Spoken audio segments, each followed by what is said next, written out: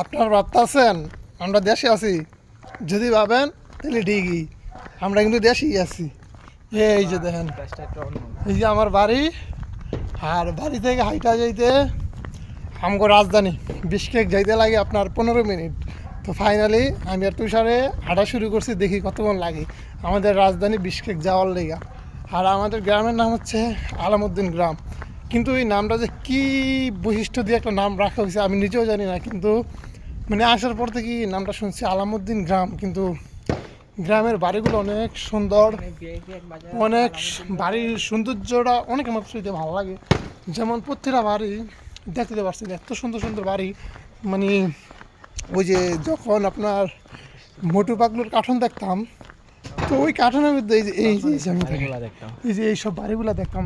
তো ফাইনালি বাস্তবে দেখা হয়ে গেলো এইসব বাড়ি। এই যে ভালো মতো ক্যামেরাটা দেখেন, এই যে বাড়িগুলো সেম মানে আপনার কার্টুনের বাড়ি। তো কি বলবো, মানে ইচ্ছা ছিল মানে কার্টুনের বাড়ি দেখার। তো এমন একটা জায়গায় এসে পড়ছি যে জায়গায় এখন থেকে সব কার্টুনের বাড়ি। আর একটা জিনিস আমার মাথায় ধরে না, প্রতিটা বাড়ির সামনে মানে আমাদের এই যে মিরপুর শেরেবাংলা জাতীয় ক্রিকেট স্টেডিয়ামে যেরকম গ্যালারি থাকে না, যে প্রতিটা বাড়ির সামনে সেম এরকম করে একটা গ্যালারি থাকে। এটা আমি বুঝতে পারতেছি না গ্যালারিটা কী কারণে দিছে, দেখতে মানে এরা দেখলে করবো যে এর মধ্যে মানে খেলাধুলা করে। এই যে আরেকটা দেখেন, মানে প্রতিটা বাড়ির মধ্যে মানে স্টেডিয়াম গ্যালারির মতো একটা কাজ করা, এটাই আমার মাথায় ধরে না কী কারণে আর কি।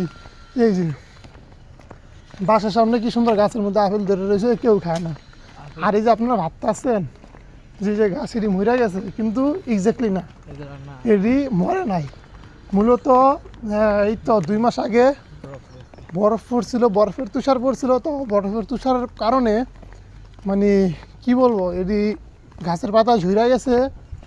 তো সেই জন্য আর কি যে দেখতে চাচ্ছেন মানে লাগে যে প্রতিটা গাছ মরে গেছে। কিন্তু কোনো একদিন আপনাদের দেখাবো মানে এগুলো এত সুন্দর গাছ, মানে ফুল ফুটে। তো কী বলবো, যাই হোক গাছ এটি মরে নাই। এই যে দেখতে পাচ্ছেন যে এগুলো কিন্তু গাছ যে কোনো লোক দেখলে কেউ যেটি মরে গেছে, কিন্তু আসলে এইসব গাছ মরে নাই। আবার 2 মাস পরে নতুন করে পাতা ছাড়বো, তখন দেখলে কইব কিরে এটা কেমনে সম্ভব, এই গাছ তো দেখছিলাম মরা গাছ, কিন্তু এটি এখন জীবিত।